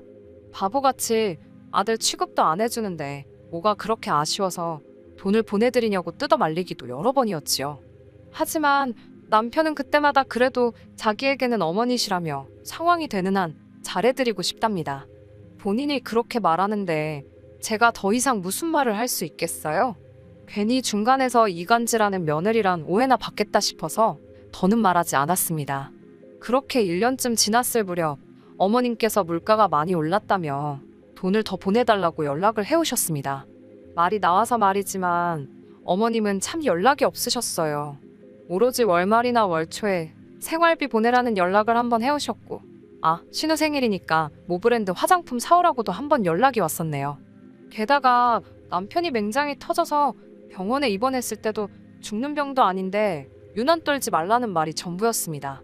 친정 어머니는 그나마 시집살이는 없지 않냐며 좋게 생각하라 하셨지만 남편 입장에서 생각해보면 얼마나 서운할까, 저 속이 말이 아니겠구나 싶더라고요. 이 밖에도 그동안 있었던 크고 작은 일들을 전부 다 나열할 수는 없지만 보는 사람이 더 민망할 만큼 어머님께선 저희 남편을 배려 없이 대하셨습니다. 그래도 부모 자식 간의 일이다 생각하고 최대한 관여하지 않으려고 했어요. 솔직한 말로 제가 모르는 속사정이 또 있을지 모르잖아요. 그렇게 1년 넘는 시간을 참으며 옆에서 지켜만 보던 제가 결국 폭발하게 된 건 어머님의 선을 넘는 도를 지나친 요구 때문이었습니다. 어머님께서 재혼을 하신다며 연락을 해오셨습니다. 신우는 딸이라서 그런지 자기 엄마만 행복하다면 아무래도 좋다는 식이었습니다. 하지만 남편은 당황한 기색이 역력했어요. 이 부분에 대해서는 행여나 저희 남편을 욕하지 말아주세요. 자식마다 서로 다른 입장이 있는 거니까요. 만약 저에게 이런 일이 일어난다면 저도 솔직히 제가 신우처럼 그래 엄마 좋을 대로 해라고 쿨하게 보내드릴 수 있을지, 아니면 남편처럼 서운한 감정이 들지 모르겠네요. 아무튼 어찌됐건 어머님이 그런 선택을 내리셨다 하니 저희로서 더할 말은 없었습니다. 하지만 저희를 정말 당황하게 한 건 그 뒤에 이어진 어머님의 요구사항이었어요. 어머님께선 당신은 식도 제대로 올리지 못하고 이 집에 들어와서는 자기 배로 낳은 자식도 아닌 남편을 키우느라 좋은 세월 다 보냈다며 그에 대한 보상을 해달라 하셨습니다. 그 보상이 뭐였겠어요? 돈이었습니다. 늦게나마 면사포도 쓰고 신혼여행도 가고 그러고 싶으시답니다. 그러면서 그 결혼 비용을 저희 남편더러 내라고 하셨어요. 뻔뻔한 어머님의 아이디어에 정말 입이 떡 벌어지더군요. 결국 제가 나서서 어머님 그건 아닌 것 같다고 말씀드렸습니다. 그동안 이 사람이 어머님께 보내드린 돈이 얼만지 알기나 하시냐고, 계산이나 해보셨냐고 물었습니다. 반대로 어머님께서 이 사람한테 해주신 게 뭐가 있냐고요.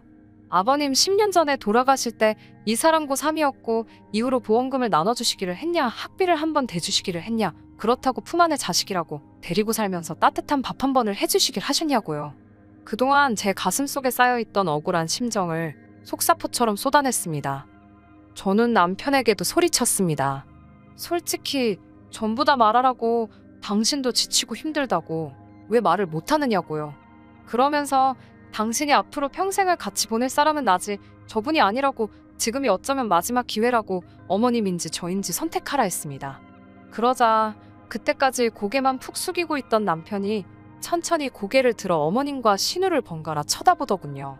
만약 어머님께서 우리 아들 사랑한다 하다못해 그 말 한마디라도 해주셨다면 남편은 지금 제 곁에 없을지도 모릅니다. 하지만 어머님께선 모질이 같은 게 어디 지 애미를 그런 눈으로 쳐다보냐며 죽은 지 애미 눈을 똑 닮았다고 악을 쓰시더군요.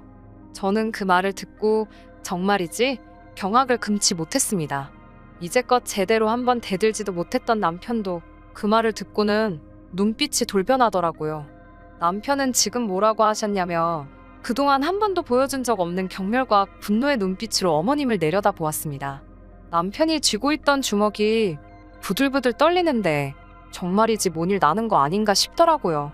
하지만 신우는 눈치는 진짜 개나 줘버렸는지 남편에게 어머님이 서운해서 그런 거라며 솔직히 자기들도 억울하답니다. 결혼만 너희 어머니가 먼저 했을 뿐이지 아버지가 정말 사랑한 사람은 지금의 어머님이셨는데 평생 첩소리나 듣고 살았으니 기분이 좋겠냐고요. 남편은 입술을 악물고는 그래도 나는 어머님이나 누나를 내 가족이라 생각했는데, 그래서 와이프가 싫어하는 걸 뻔히 알면서도 어떻게든 책임지려고 했는데 둘은 정말 나를 지갑 정도로만 생각했냐며 떨리는 목소리로 말을 이어가더군요. 그러더니 더는 이 짓거리 못하겠다며 이제 더는 아는 척 하지 말자 했습니다. 당신들은 당신들 알아서 살라고 나는 더 이상 당신들 뒤치다꺼리 안 한다고요. 어머님은 그 와중에도 정신 못 차리고 당신이 눈이나 하나 깜짝할 것 같냐며 됐다고 나도 그깟 푼돈 필요 없다고 소리를 질러댔습니다. 그러자 남편이 아주 낮은 목소리로 지금 살고 계신 집부터 일단 비워달라 하더군요. 그러자 어머님께서 네가 뭔데 나더러 집을 비워라 말하냐고 소리를 치시더니 순간 사색이 되셨습니다. 저도 그제서야 떠올랐습니다. 그 집은 남편 명의로 계약된 전세집이었어요. 결혼 당시 남편 돈 대부분이 거기에 묶여 있었는데 그 돈을 빼오면 어머님이랑 신우가 갈 곳이 없다며 전전긍긍하는 남편이 안쓰러워서 친정엔 비밀로 했었거든요. 이후로는 솔직히 어차피 못 받을 돈이나 마찬가지였으니 그 돈은 없는 돈이다 생각하고 잊고 살았고요. 그제서야 사태 파악이 된 신우가 아무리 그래도 이건 경우가 아니지 않냐며 갑자기 저에게 가만히만 있지 말고 남편 좀 말려보랍니다. 이 여자가 돌았나 싶더라고요. 제가 속이 다 후련한데 못하러요 라고 받아치고는 남편 손을 잡아 끌고 그 집에서 나왔습니다. 이제 법대로 하면 되니까 더 열불 낼 것 없다고요. 남편이 미안하답니다. 이런 못 볼 꼴을 보여준 것도 미안하고 가진 거 없는 사람이라서도 미안하다며 대신 앞으로 죽을 때까지 저 하나만 바라보고 열심히 살겠다대요. 순했던 남편이 정말 각성을 하니까 무섭긴 하더라고요. 바로 다음 날 집주인이랑 얘기해서 집 내놓고 어머님과 신우를 거의 내쫓다시피 내보내던걸요. 어머님께선 그 와중에도 정신 못 차리고 저더러 그럼 어디 월세방이라도 구하게 보증금 1,000만 원만 해달라셨습니다. 물론 1초도 안 걸려서 거절했어요. 어머님께서 저 같은 개차반 며느리는 처음 보신다길래 저도 어머님 같은 개차반 시어머니는 처음이라고 응수했네요. 벌써 6개월이란 시간이 지났지만 어머님은 계속해서 연락을 해오십니다. 요즘엔 작전을 바꾸신 건지 라면값이 없다, 혹은 버스비가 없다 그러시면서 5만 원만 10만 원만 이런 말 뭐하지만 거의 국어를 하시네요. 신우는 신우대로 어디 가서 아르바이트를 한다는데 생전 일이라곤 해본 적이 없으니 잘하고 있을지 안 봐도 뻔할 뻔짜지요. 우려와 달리 남편은 전에 없이 잘 지내고 있습니다. 어머님께 삥을 안 뜯기니까 돈도 잘 모이고요. 남편이 저희 친정에 정말 끔찍히 잘하네요. 요새는 정말 걱정거리 하나 없이 웃음꽃만 피우며 살고 있습니다.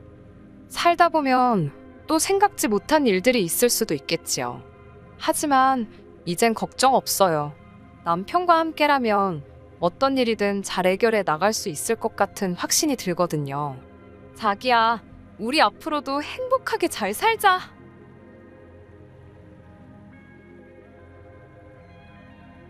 안녕하세요. 20대 후반 여자이고 결혼식 코앞까지 왔다가 파혼하고 다시 혼자 된 여자입니다. 정말 결혼식을 미루고 미룬 게 오히려 저한테는 행운일 정도로 충격적인 일이 있어서 이렇게 사연 한번 적어봅니다. 남편 될 사람하고는 연애로 오랫동안 만나왔고요. 결혼 이야기도 오고 간 지 오래되었습니다. 정말 말 그대로 씩만 올리면 모든 게 다 끝난다고 해도 될 정도로 모든 게 끝나 있는 상황이었습니다. 다행히 신혼집은 친정에서 지원금이 더 많았던 관계로 혹시 몰라 제 명의로 해놓았어요. 처음 결혼식을 미루게 된 이유는 코로나 때문입니다. 인원 제한 때문에 축하해주는 사람 수가 제한되는 것은 둘째치고 신랑 신부 제외하고 참석한 모든 이들이 마스크를 쓰고 기념 촬영을 해야 한다는 사실이 너무 안타까웠습니다. 그래도 제 한 번뿐인 결혼식을 축하해주러 온 사람들인데 50명을 넘지 못하는 인원 제한도 문제이긴 하지만 나중에 제 결혼식 앨범을 봤을 때 제 자신이 많이 섭섭할 거라는 생각을 했어요. 그때만 해도 결혼식 연기하는 게 이렇게 길어질 거라는 생각을 하지 못했는데 정말 미루고 미뤘던 결혼식이 신의 한 수가 되어버렸네요. 예비 신랑한테는 형이 한 분 있어요. 남편하고 나이 차이가 10살이나 나는 분이세요. 결혼에 실패하고 혼자 된 지 조금 된 걸로만 알고 있었습니다. 다른 살림 차렸다가 들켜서 이혼하게 되었다는 말은 들었는데 예비 신랑이 저를 두고 바람핀 것도 아니고 저한테만큼은 아주 잘했기 때문에 형 되는 사람이 그런 일로 결혼에 실패를 했다고 하더라도 저한테는 큰 문제가 되지 않았어요. 그런데 아주버님 되실 형님께서 상견례 자리에서도 괜히 한두 마디씩 거두는 게 아주 얄미웠어요. 자기가 결혼을 실패했으면 실패한 거지, 꼭 자기 이야기를 해가면서 한두 마디씩 덧붙이며 앞으로 결혼을 앞둔 커플을 앞에 두고 요즘 결혼이 어쩌고 저쩌고 하면서 자기 실패한 경험담을 늘어놓으면서 이건 이래서 안 되고 저건 저래서 안 된다고 한 소리 하면서 거드는 게 아무리 자기가 결혼에 실패했다고 한들 하물며 하나뿐인 동생의 결혼식인데 좋은 이야기를 해주지는 못할 망정 아주 초를 치고 있는 모습이 꼴불견이더라고요. 그런 아주버님이 저는 당연히 마음에 들지 않았어요. 아무튼 그렇게 결혼식만 남겨두고 모든 준비가 끝마쳐진 상황이었습니다. 하지만 도무지 인원 제한이라는 게 풀릴 것 같지가 않더라고요. 사실상 식을 안 올리고 혼인신고를 안 했다 뿐이지 신혼집에 살림도 차렸었고 부부나 마찬가지였기 때문에 작년 추석에 예비시댁에 인사를 다녀왔습니다. 그런데 그날 아주버님이 어떤 여자분 한 분을 데리고 오셨어요. 일전에 저희 앞에서는 결혼은 안 하는 게 맞다는 식으로 부정적이시던 아주버님이 결혼을 한답시고 어디서 결혼 상대를 구해와서는 이 사람과 재혼을 하겠다고 발표를 하시더군요. 결혼하고 나서도 어차피 아주버님네와는 교류가 없을 거라는 생각에 사실 그때는 아주버님이 재혼을 하든 뭘 하든 크게 신경이 쓰이지 않았습니다. 시부모님이 저희에게 결혼식을 언제쯤 올리는 게 좋겠냐고 물어보는 말에 제가 조금은 더 기다려보고 싶다고 대답을 했습니다. 인원 제한이 조금이라도 완화되면 그때 돼서 하고 싶다고 대답을 했어요. 제 예상이 적중했는지 10월 초쯤인가 해서 접종률이 늘어나서 인원 제한이 완화가 된다는 뉴스 기사를 접하게 되었어요. 하객으로 200명까지 제한이 풀렸다는 말에 이제는 더 이상 미루면 안 되겠다는 생각이 들었습니다. 그때쯤에는 하도 오래 기다렸다 보니 기념 촬영 때 사람들이 마스크를 쓰고 있던지 간에 이제는 저도 하루빨리 결혼식을 올리고 정상적인 부부 생활을 시작하고 싶은 마음뿐이 없었죠. 그런데 아주버님 쪽에서 이 정도 속도면 곧 인원 제한이면 마스크며 전부 다 풀리지 않겠냐고 말하시면서 때를 좀 더 기다려보자고 반대를 해왔습니다. 결혼식을 올리는 건 저였는데 아주버님이 별 걱정을 다 해주신다는 생각이 들었습니다. 저는 식을 더 미루는 게 내키지는 않았지만 그래도 아주버님이 재혼할 상대를 만나 정신을 차렸나 싶기도 하고 시부모님도 마스크 이야기를 하면서 이왕 하는 거면 제대로 하는 게 좋지 않겠냐는 말씀에 저도 한 번 더 기다려보기로 했어요. 그런데 그리고 나서 몇 달이 안 있어서 변이 바이러스의 등장으로 아주 상황이 더 심각해졌어요. 인원 제한이 다시 걸리지는 않았지만 또 괜히 제 결혼식 축하해주러 오신 분들 괜히 병만 얻어갈까봐 식 올리는 게 부담이 되더라고요. 차라리 마음먹었을 때 올릴 거라는 후회가 들었습니다. 그래서 그냥 이참에 미뤄진 김에 그냥 혼인신고 먼저 올리고 차라리 아예 1년 정도 더 기다렸다가 식을 올리는 게 어떻겠냐고 제가 제안을 했습니다. 바로 얼마 전에는 쌍수를 들고 결혼식을 미뤄야 한다고 노래를 부르던 아주버님이 또 말을 바꾸시더니 이제 와서는 결혼식을 빨리 올렸으면 좋겠다고 하시더라고요. 그리고는 아주 충격적인 말을 꺼내왔어요. 그냥 빨리 식을 올리라고 말하면서 식 올리는 김에 자기네들도 같이 해서 합동 결혼식을 올리고 싶다고 하시더군요. 알고 봤더니 아주버님과 재혼하실 분도 두 번째 결혼을 상황인데 두 사람 다 이혼에 아주 지대한 공헌을 한 유책 사유자라서 결혼식에 초대할 만한 하객이 없어서 결혼식을 어떻게 하나 걱정하고 있었는데 이참에 저희 식날에 같이 준비해서 하면 좋겠다고 설명을 하더군요. 그렇게만 해주면 결혼식 비용도 전부 부담해주고 축의금 들어오는 것도 전부 저희들 앞으로 해줄 테니 잘 생각해보라고 하더군요. 집으로 돌아오는 차 안에서 예비신랑과 이 사건에 대해서 이야기했어요.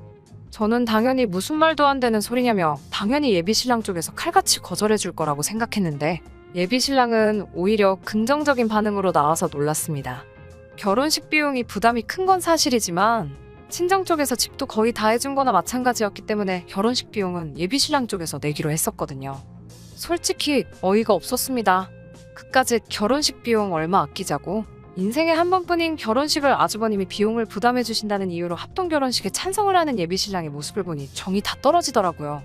아무리 재혼이고 부를 하객이 없어서라지만 저와 친정 쪽 하객들이 다 보는 앞에서 그런 식으로 합동 결혼식을 올리는 것 자체를 용납할 수가 없었어요. 하지만 예비신랑은 오히려 그런 형님을 안쓰럽지 않냐고 말하면서 우리가 한번 도와주자는 식으로 저를 설득하려 들더군요. 제가 형님 되실 분이 저랑 알고 지낸 사이도 아니고 그렇다고 몇 번 본 게 전부라 각별한 사이도 아닌데다가 아주버님은 제가 평소에도 탐탁치 않아 하던 사람이었는데 제가 꼭 그 두 사람을 도와줘야만 하는 이유도 없지 않습니까? 게다가 두 사람 다 불륜으로 결혼에 한 번씩 실패한 사람들이고 그것 때문에 면이 안 선다고 식도 못 올리고 있는 상황인데 알지도 못하는 저희 쪽 하객들의 축하를 받자고 굳이 저희 결혼할 때 같이 숟가락을 얹으려고 한다는 게 이해가 가질 않았어요. 정말 저라면 차라리 안 하면 안 했지 무슨 식을 그렇게 꼭 올려야 하는지도 이해할 수 없었습니다. 저는 내키지 않는다고 대답을 했어요. 하지만 예비신랑은 끝까지 제 눈치를 보면서 제가 싫으면 안 하겠다고 말하기는 해왔지만 예비신랑의 말투는 이미 내켜 하지 않는 듯한 저에게 많이 실망을 한 말투였고 자기 형이 너무 불쌍한 사람이라 도와주고 싶고 결혼식 비용도 예비신랑 쪽에서 부담하게 생겼는데 그 돈을 아끼게 되었으니 우리한테도 이득이 아니겠냐는 말을 해오며 끝까지 저를 설득하려 들더군요. 저는 결국 참다 못해 이 결혼을 다시 생각해봐야겠다고 말했더니 예비신랑이 저보고 사람이 마음 씀씀이가 그렇게 박해서 쓰겠냐며 불같이 화를 냈어요. 이미 신혼집에서 같이 살림을 차리고 있는 상황에 그 집에서 꼴도 보기 싫은 예비신랑하고 하루라도 있는 게 내키지 않아 짐 싸서 친정으로 향했습니다. 친정에 들어가니 저희 부모님이 전후 사정을 들으시고는 너가 이 결혼해서 모자라게 한 게 뭐가 있냐고 다시 짐 싸들고 집으로 들어가라고 하시더라고요. 짐 싸들고 본가로 돌아가야 할 건 너가 아니고 박서방이라고 하시면서요. 이렇게 제가 벌써부터 이런 사소한 걸로 친정으로 짐 싸들고 들어가면 주도권을 예비신랑한테 주는 거나 마찬가지니 싫은 건 싫다고 딱 잘라 강하게 나가라 하시더라고요. 그래서 다시 돌아가기 싫었지만 신혼집으로 다시 들어갔습니다. 짐 싸들고 나갔던 제가 하루도 안 돼서 다시 짐 들고 돌아왔으니 예비신랑은 제가 꼬리 내리고 돌아온 건 줄 알고 기구만장해져서 큰 소리를 치면서 이제 생각이 바뀌었냐고 하면서 비아냥대더라고요. 저는 그러고 있는 예비신랑에게 당장 짐 빼라고 소리를 질렀습니다. 사실 파혼할 생각까지는 없었고 처음에는 그냥 아주버님네와 합동결혼식을 하는 것만 피해가려고 했는데 상황 파악도 못하고 저한테 큰 소리를 치고 있는 예비신랑의 모습을 보니 저희 부모님이 말한 대로 이 결혼의 주도권이 자기한테 있는 줄 알고 착각하고 있는 예비신랑의 모습에 오만정이 다 떨어졌어요. 물론 신혼집에 예비신랑이 모아놓은 돈도 들어가 있기는 했는데 대부분을 혼수에 지출을 해서 그 비중이 그렇게 크지 않았습니다. 예비신랑한테는 집에 묶인 돈이며 혼수도 그대로 다 돌려줄 테니 그 돈으로 그 좋아하는 형님 결혼식을 시켜주던지 말던지 하고 저랑은 이제 그만 끝내자고 호통을 쳤어요. 예비신랑은 끝까지 저한테 잘못했다고 하지 않고 저보고 사람이 아주 못돼 처먹었다며 쓴소리를 하고 시댁으로 들어갔습니다. 저를 두 번 다시 안 볼 것처럼 행동하던 예비신랑은 하루도 지나지 않아서 사람이 아주 바뀌어가지고는 저에게 잘못했다고 빌기 시작하더군요. 전화로 시부모님하고 형님까지 동원해서 집으로 찾아오겠다는 말에 오지 말라고 했는데 기어코 오겠다고 하네요. 쪽수가 밀리니 저도 친정에 전화해서 저희 부모님께 지원 요청을 했습니다. 이미 만반의 준비를 하고 온 것인지 오겠다고 통보를 하자마자 벌써 집안으로 온 가족을 이끌고 들어오더라고요. 예비 시부모님도 신랑도 아주버님도 전부 다 저한테 사과를 하면서도 그 잘난 합동결혼식을 포기할 생각은 하지 않고 제가 이득을 볼 거라면서 저를 설득하려 들기 시작했어요. 한 사람 한 사람 번갈아 가면서 말하며 제 혼을 쏙 빼놓고 있는 와중에 든든한 지원군인 저희 어머니께서 신혼집에 도착하셨습니다. 어머니는 예비 시부모님한테 이게 무슨 경우냐고 말하면서 어디 불륜 커플을 데리고 내 하나뿐인 딸 결혼식에 끼얹으려 드는 거냐며 결혼은 없던 걸로 하자고 파혼 선언을 하셨습니다. 그제서야 아주버님이 그냥 이왕 결혼식 올리는 거 우리도 같이 합동 결혼식을 하면 좋았을 거라 생각한 거고 강압적으로 할 생각은 없었다면서 말도 안 되는 변명을 하며 꼬리를 내리더라고요. 결국 그제서야 시부모님도 예비신랑도 합동 결혼식은 마치 없었던 일인 것처럼 무마시키려고 애를 쓰는 와중에 저희 어머니가 한마디 꺼냈습니다. 불륜남녀가 가족인 집구석에는 우리 딸 보낼 생각 없다고. 어차피 혼인신고도 안 하고 식도 안 올린 거? 이참에 저와는 파혼을 하고 어디서 다른 상간녀를 구해다가 며느리로 들이라며 호통을 치시고 상황을 마무리 지었습니다. 그 정도 며느리가 딱 어울리지. 저는 그 집에 보내기에 너무 과분하다고 하시면서요. 결국 그렇게 미루고 미루던 결혼식은 아예 없던 일이 되어버렸고 저는 파혼하게 되었습니다. 예비신랑의 형이 불륜한 사실을 가지고 저는 색안경을 쓰고 봐본 적 단 한 번도 없습니다. 최대한 예비신랑의 가족을 제 가족이라 생각하고 좋은 점만 바라보려고 했지만 도가 지나친 요구에 저도 이렇게 파혼을 하는 게 마땅하다는 생각이 듭니다. 예비시댁도 신랑도 아주버님도 이제는 마음 고쳐먹고 제대로 된 삶을 살았으면 좋겠네요. 이 나이에 새로운 사람을 만나 연애해서 결혼까지 할 생각을 하니 정말 천리만 길 같고 끔찍하기는 하지만 이렇게 파혼하게 된 게 차라리 잘 되었다고 생각합니다. 제 이야기는 여기까지입니다. 끝까지 들어주셔서 감사하고 제 앞에 좋은 일만 있기를 다들 응원해주시면 감사하겠습니다. 끝까지 들어주셔서 감사합니다. 오늘의 사연은 여기까지입니다. 구독과 좋아요, 알람 설정 부탁드리고 더 좋은 사연으로 다시 찾아뵙겠습니다. 감사합니다.